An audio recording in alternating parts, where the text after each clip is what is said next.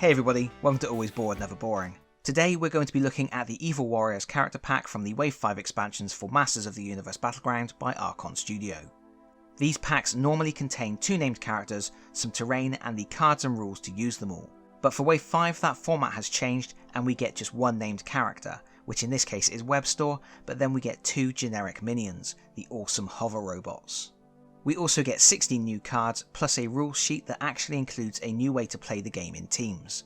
Not something I can see myself doing, but new modes of play to accommodate different group sizes and preferences is always a bonus.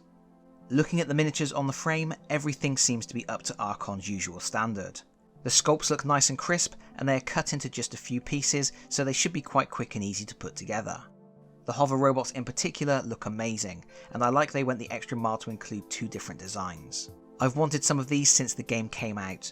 The rules only allow you to run 2 in your force, but I wouldn't mind fielding a whole army of these to cause He-Man some trouble. We'll look at all of these assembled at the end of the video, but first let's check out everything else you get in the box. Here are the unit cards for the hoverbots. These are proper low-level units that you can use to bulk out a force of elites so you have more bodies on the board, or which you can slot into a team if you only have a few points to spend.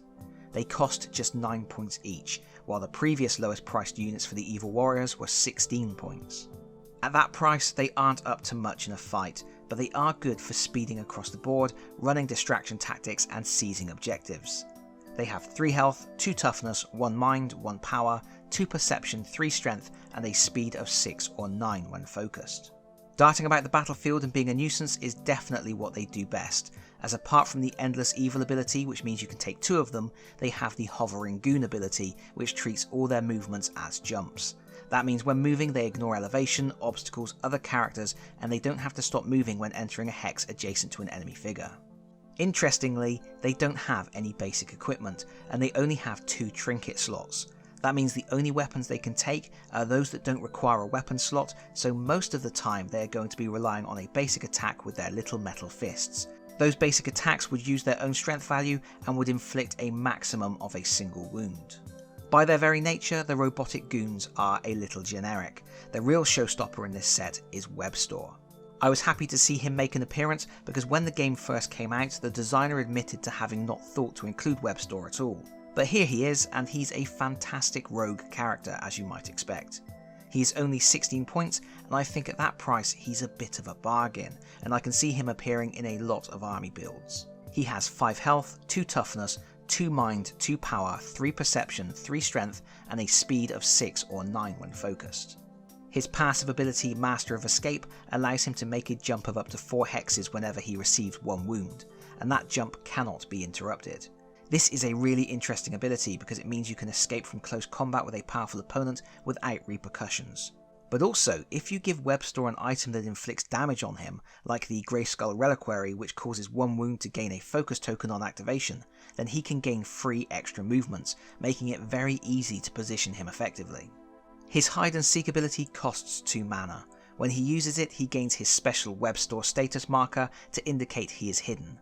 While he retains this marker, he can only be attacked or interrupted by characters within 6 inches, and his flank attacks gain 2 dice. He has 5 equipment slots, 1 melee weapon, 1 ranged weapon, and 3 trinkets. Being a high mobile rogue type character, it makes sense he can't be loaded down with weapons and armour. His basic equipment is the Power Blaster, which costs 3 points and is totally worth it. It's a 12 range gun that grants an extra attack dice, and whenever an attack gets at least 2 successes, Webstor can make a free 2 hex move, making him even more agile. The gun also causes an extra wound and inflicts a curse when making flank attacks, and considering Webstor's hide and seek ability gives him a bonus on flank attacks, the benefits are obvious. But in fact, many of the cards in this new expansion are very useful for Webstor, so it's possible to make interesting and powerful combinations. First is the Cursed Sword, which is a 1-point melee weapon that grants an extra attack dice and could inflict up to 3 wounds. However, any attack made with the sword that results in at least 2 successes gives the user a curse.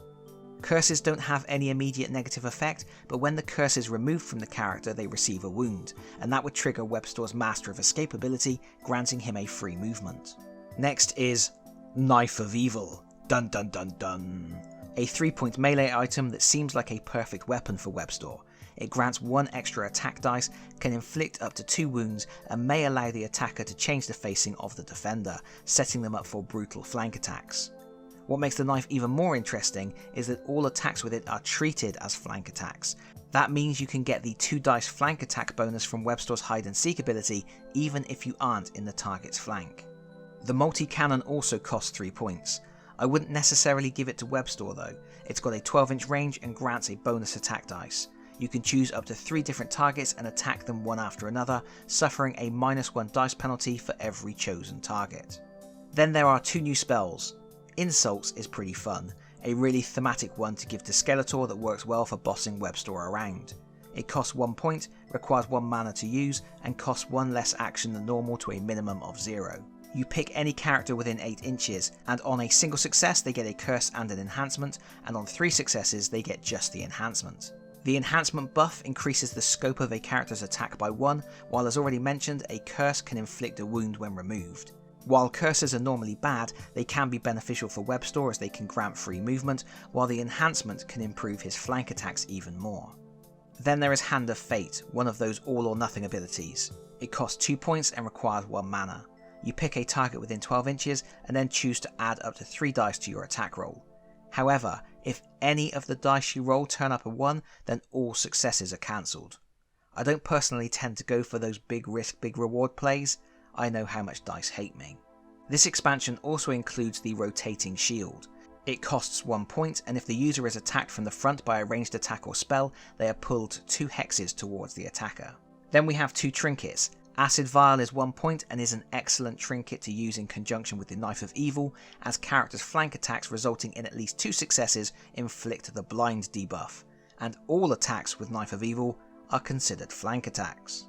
Then there is the Magic Lamp, which is a free item and great for magic users. Magic attacks gain an extra dice, but if at least 1 dice turns up a 1 during the attack, then the user receives a curse afterwards. Finally, we have our Fate and Glory cards, some of which seem good choices if you are building a force around Webstor's abilities.